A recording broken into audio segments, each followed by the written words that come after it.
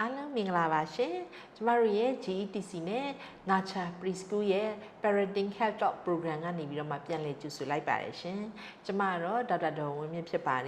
်ဒီတစ်ပတ်မှာဆိုလို့ရှိရင်တော့ကျမတို့တွေကဒီ nutrients ပေါ့နော်ဒီအာဟာရဓာတ်တွေနဲ့ပတ်သက်ပြီးတော့မှပြောလာတာဆိုလို့ရှိရင်ကျမတို့တွေကနော်တော်တော်လေးများလာပါပြီနော်အဲ့တော့ကျမတို့စပြီးတော့ပြောခဲ့တဲ့နော်အာဟာရဓာတ်တွေဖြစ်တဲ့ carbohydrate ဓာတ်လို့ခေါ်တဲ့ကစီဓာတ် protein လို့ခေါ်တဲ့အသားဓာတ်နောက်ပြီးတော့မှ fat လို့ခေါ်တဲ့အဆီဓာတ်နောက်ပြီးတော့မှ vitamin ဓာတ်သတ္တုဓာတ်နော်ရေဓာတ်နော်နောက်ပြီးတဲ့ခါကျရင်ကျမတို့ရေနဲ့ပတ်သက်ပြီးတော့မှပေါ့နော်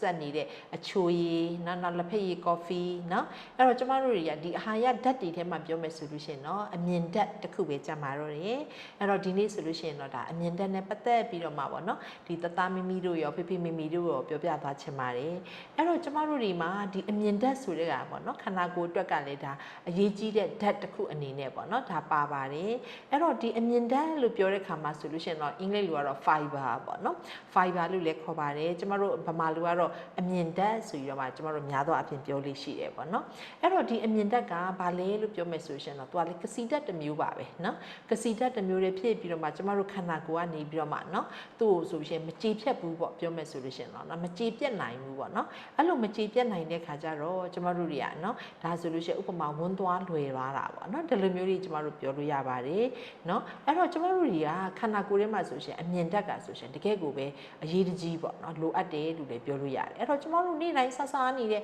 စာတွေထဲမှာဆိုလို့ရှိရင်ဒီ dietary fiber တွေဆိုလို့ရှိရင်တော့ဥပမာအသီးကနေကျမတို့စားချင်အပြင်လည်းရတယ်အရွက်တွေစားချင်အပြင်လည်းရတယ်နောက်ကျမတို့ whole grains လို့ခေါ်တယ်ကျမတို့ထမင်းပေါ့နော်ကျမတို့လူမျိုးကတော့ထမင်းစားတယ်ဆိုလို့ရှိရင်ဒါတော့ပြောမယ်ဆိုဒီထမင်းထဲမှာကျမတို့တွေကအမြင်ဓာတ်ပါပါတယ်နော်အဲ့ဒါကြောင့်မို့လို့လေကျမတို့လူမျိုးတွေကဆိုလို့ရှိရင်နော်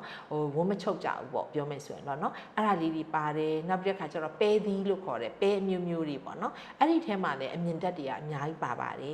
်အဲ့တော့ပေါ့နော်ကျမတို့တွေကဒီအမြင်ဓာတ်ကိုဆိုရှင်ကျမတို့က2မျိုးခွဲလိုက်တယ်နော်အဲ့တော့အမျိုးကဘာလဲဆိုရှင်ဥပမာ soluble fiber ဆိုတာရေမှာပျော်ဝင်တဲ့ fiber ပေါ့ကျမတို့ vitamin ဓာတ်တွေလိုမျိုးပေါ့နော် vitamin တွေဓာတ်တွေမှာတော့လည်းကျမပြောခဲ့တယ်ရေမှာပျော်ဝင်တဲ့ vitamin တွေရှိတယ်လို့ဆီမှာပျော်ဝင်တဲ့ vitamin တွေရှိတယ်လို့လည်းပြောခဲ့တယ်ပေါ့နော်အဲ့ဒီလိုပဲအခုဒီအမြင်ဓာတ်တွေမှာလည်းပေါ့နော်ဒီစာတွေပျော်ဝင်သွားတဲ့နော်ရေမှာပျော်ဝင်သွားတဲ့စာအဲ့ဒါကိုဒီအမြင်ဓာတ်တွေကိုအဲ့ဒါကို soluble fiber လို့ခေါ်လိုက်တယ်နော်အဲ့တော့ဒီရေမှာပျော်ဝင်သွားတဲ့အမြင်ဓာတ်တွေကဘာအတွက်ကောင်းတာလဲဆိုလို့ရှိရင်ကျမတို့ရဲ့သွေးထဲမှာရှိတဲ့ cholesterol လို့ခေါ်တဲ့အဆီတွေပေါ့နော်အဆီတွေကိုသူကနေပြီးတော့မှပျော်သွားစေတယ်နော်အဲ့လိုတွေမှာနော်ရော့နေသွားစီတောင်သူကကူညီပေးလိုက်တယ်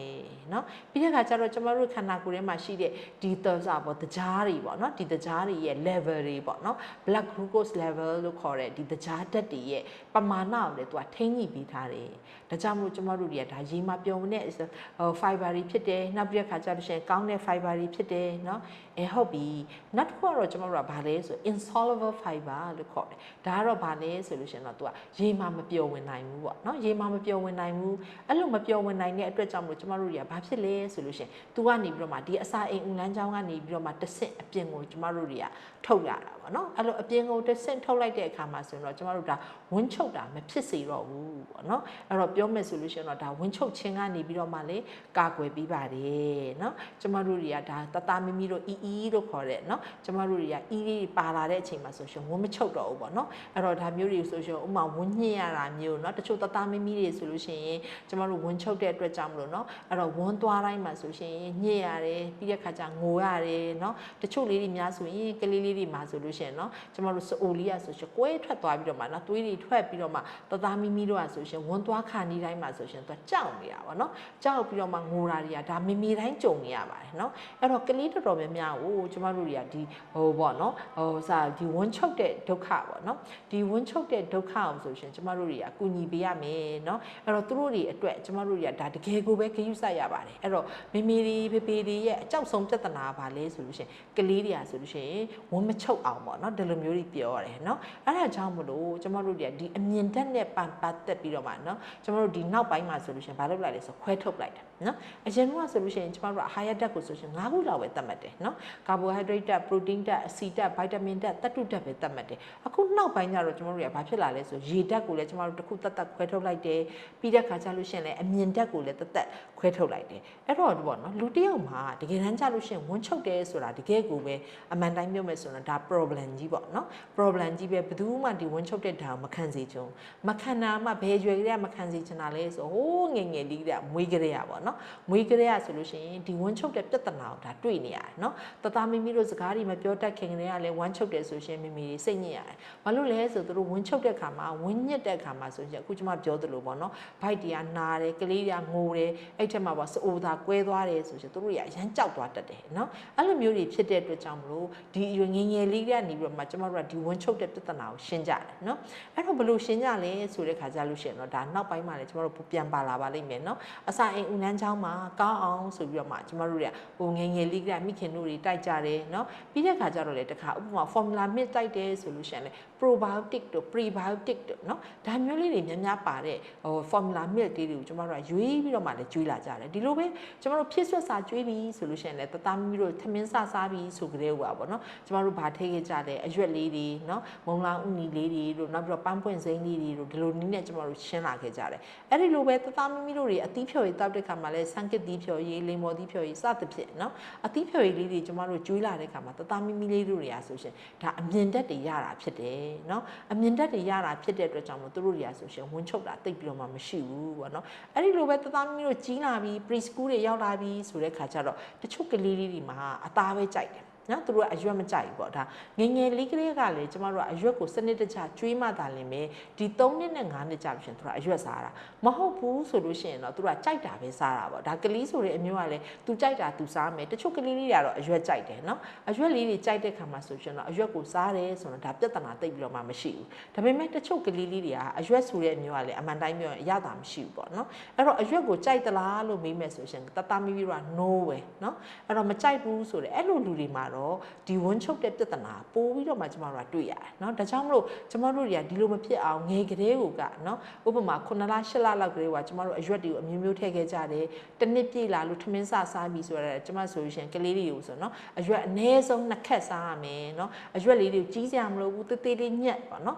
အဲ့ဒီလိုမျိုးဆိုပြီးတော့မှသူတို့စပြီးတော့တင်မိခဲ့တယ်ပေါ့เนาะအဲ့လိုတင်မိခဲ့တဲ့အတွက်ကြောင့်တသားမိမိတို့ကဆိုရှင်ဒါအရွက်လေးတွေဆိုရှင်စပြီးတော့မှစားတက်လာတယ်เนาะအဲ့လိုစားတက်လာတဲ့ခါမှာဆိုရင်တော့ဥပမာ3နှစ်လောက်ကြော်သွားပြီဆိုလို့ရှိရင်တော့ဒါတကယ်ကိုပဲစားတက်နေပြီเนาะအဲ့လိုစားတက်လိုက်တာဟာဆိုရှင်ဒါဝန်းချုပ်တာကိုလည်းတစ်စိတ်တစ်ပိုင်းပေါ့เนาะဒါအများကြီးညော့နေစေတယ်เนาะအဲ့လိုလည်းပြောနောက်တစ်ခါကျတော့ကျွန်တော်တို့ဟင်းချိုရည်တိုက်နော်ဟင်းချိုရည်တိုက်တဲ့အခါမှာလည်းဥပမာကင်မွန်းချင်းဟင်းရည်ကျွေးတာမျိုးတို့ကင်မွန်းချင်းဟင်းရည်ကျွေးတာမျိုးနောက်ပြီးတော့မှချင်မောင်ဟင်းကျွေးတာမျိုးစသဖြင့်ပေါ့နော်အဲ့လိုတွေလည်းစားလာပြီးဆိုလို့ရှင်ဒါအချင်းတက်ကလည်းသူတို့ဟိုအစာအိမ်ငန်းကြောင်းလည်းကောင်းစေတဲ့အတွက်ကြောင့်မလို့နော်သူတို့တွေကဆိုလို့ရှင်ဒါဝန်းချုပ်ခြင်းကနေကာကွယ်တယ်အသီးနှံတွေဆိုလည်းဒီလိုပဲပေါ့နော်ဥပမာတင်မောသီးစားတာမျိုးတို့နော်နောက်ပြီးတော့ခါကျ strawberry သီးစားတာမျိုးလိမ္မော်သီးစားတာမျိုးဒါလေးတွေကလည်းသူတို့ဝန်းချုပ်တာကနေကာကွယ်တယ်အဲ့တော့ဒီ fiber တွေကသူတို့ဗလားမောင်အကျိုးကျေးဇူးများတယ်လဲဆိုရင်အခုပြောသလိုဝန်းချုပ်တာနေပြီးတော့ကာကွယ်ပြီ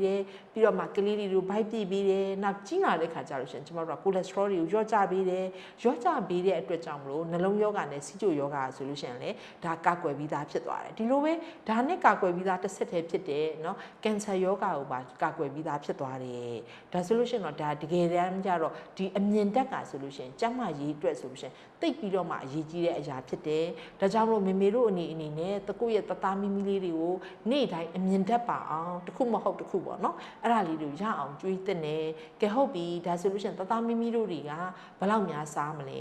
เนาะအဲ့တော့ဘလောက်စားဖို့လိုတယ်လဲဆိုတာလေးကိုလည်းပြောပြချင်တယ်အဲ့တော့အဓိကကတော့ဥပမာ9နှစ်ပေါ့နော်ဒါတော့3နှစ်နဲ့9နှစ်ကြားဆိုလို့ရှိရင်တော့အနည်းဆုံး10ကနေပြီးတော့မှ15 gram ပေါ့နော်15 gram လောက်ကိုနေ့တိုင်းစားရမယ်အကယ်၍10နှစ်ကျော်သွားပြီဆိုလို့ရှိရင်တော့15ကနေပြီးတော့မှ20 gram လောက်စားရမယ်15နှစ်အထက်ရောက်သွားပြီဆိုလို့ရှိရင်တော့ပေါ့နော်20ကနေ25 gram နေ့တိုင်းပေါ့နော်အဲ့တော့နေ့တိုင်းကဆိုလို့ရှိရင်ဖြစ်နိုင်မယ်ဆိုလို့ရှိရင်တော့ကိုစားတဲ့အစားအစာเนาะအဲ့ဒီထဲမှာဆိုလို့ရှိရင်တော့ဒါအမြင်တတ်များပါပြီလားเนาะအဲ့တော့ဒါလေးတွေကိုလည်းစမ်းစစ်ဖို့အရေးကြီးပါတယ်အဲ့တော့ပေါ့နော်အမြင်တတ်များပါတဲ့အစားအစာတွေကတော့အဓိကပဲမှာပါပါတယ်เนาะအဲ့တော့ များသောအားဖြင့်မိမိတို့အခုပြောသလိုပေါ့နော်။ဆရာမကြီးကလည်းပြောထားတယ်အသီးရွက်တွေထဲမှာလည်းပါတယ်ဆိုအဲ့ဒီလိုပဲအသီးရွက်ထဲမှာပါတယ်လို့ပဲအသီးရွက်တစ်ခုတည်းမဟုတ်ပါဘူးเนาะ။ပါတဲ့ဟာတွေကပဲမှာဆိုလို့ရှိရင်လည်းပါပါတယ်။ဘယ်ဘာပဲဖြစ်ပေါ့နော်။ပဲမျိုးမျိုးပေါ့အမောင်ကျမတို့ဒီမှာစားတဲ့ပဲနီလေးတို့เนาะ။နောက်ပြီးတော့မှကလဘဲတို့နော်ထောပတ်ပဲစသည်ဖြင့်ပေါ့နော်။အဲ့လိုပဲအမျိုးမျိုးတွေမှာလည်းပါတယ်။နောက်ပြီးတော့မှပန်းပွင့်စိမ့်တွေမှာဆိုအများကြီးပါတယ်လို့ကြောင့်ကျမတို့က6လတွေကထည့်ထားတယ်ပေါ့နော်။နောက် berry သီးတွေပေါ့ berry သီးတွေဆိုတာ strawberry သီးတွေပါတယ်เนาะ။တခြား blueberry တို့ blueberry ကတော့ကျမတို့နိုင်ငံမှာစားနေတယ်အဓိကတော့ကျမတို့စီမှာ strawberry စားကြတယ်ပေါ့နော်နောက်ပြီးလို့ရှိရင် ထောပတ်သီးတို့နော်ပြောင်းဖူးပေါက်ထဲမှာလည်းပါပါတယ်နော်နောက်ပြီးတော့မှအစိအဆန်လို့ခေါ်တဲ့နော်အစိအဆန်တွေထဲမှာပါတယ်နောက်ပြီးတော့ခါကြလို့ရှိရင် whole grain လို့ခေါ်တဲ့နော်ဥပမာကွီကာအုတ်တို့လိုမျိုးဘာလီတို့လိုမျိုးနော်နောက်ပန်းသီးတို့လိုမျိုးမှာပါတယ်နောက်ဆုံးအသီး6တွေထဲမှာလည်းအစပေါ့နော်ဒါတွေကဆိုလို့ရှိရင် fiber တွေကဆိုလို့ရှိရင်အများကြီးပါပါတယ်ဒါကြောင့်မလို့ဥမာတသားမိမိတို့တွေကိုဒီ3နှစ်နဲ့5နှစ်လောက်ရောက်ပြီဆိုရှင်ဥမာမနက်စာပေါ့နော်မနက်စာမှာဆိုလို့ရှိရင်နော်ထမင်းတစ်ခါတလဲကျွေးမယ်ခောက်ဆွဲတလဲကျွေးမယ်အဲ့ဒီလိုပဲကျမတို့အုတ်မီးလို့ခေါ်တဲ့ cereal လေးတွေပေါ့နော်ကလေးတွေမှာစားတဲ့ cereal လေးတွေကိုနှုတ်တွေထည့်ပြီးတော့မှကျွေးတယ်ဆိုလို့ရှင်ဒါအမြင်တက်ကဆိုရှင်ပါသွားတာဖြစ်ပါတယ်ဒါကြောင့်မလို့တသားမိမိတို့တွေကိုအမြင်တက်လေးတွေကိုပေါ့နော်စားတတ်အောင်ဆိုလို့ရှိရင်ငငယ်လေးကလေးကနေပြီးတော့မှဒါတွေကိုစားမယ်ဆိုလို့ရှိရင်တော့ဒါတသားမိမိတို့တွေကအမြင်တက်နဲ့ပတ်သက်ပြီးတော့မှပြည့်စုံသွားမှာဖြစ်ပါတယ်ဒါဆိုလို့ရှိရင်တော့ကျမတို့ဒီပေါ့နော်ဒီ program ကနေမှာဆိုလို့ရှိရင်ကျမတို့အာဟာရဓာတ်လေးတွေဆိုတဲ့ဓာတ်လေးတွေကတော့ကျမတို့ပြောပြပြီးသွားတာဖြစ်ပါတယ်နောက် health program တွေကြမှာလဲပေါ့နော်အဲ့တော့မောင်မေတဲ့တီးတဲ့ဟာလေးမျိုးတွေဖြစ်ဖြစ်ဒါမှမဟုတ်လို့ရှိရင်လည်းတသားမိမိတို့ရဲ့ယောဂါတွေဖြစ်ဖြစ်ပေါ့နော်အဲ့ဒါတွေကိုလည်းဆက်လက်ပြီးတော့မှပြောကြားသွားပါမယ်ဆိုတာကိုပြောရင်းနဲ့ပဲကျမနှိကုံချုပ်ပါတယ်ရှင်အားလုံးကိုကျေးဇူးတင်ပါတယ်ရှင်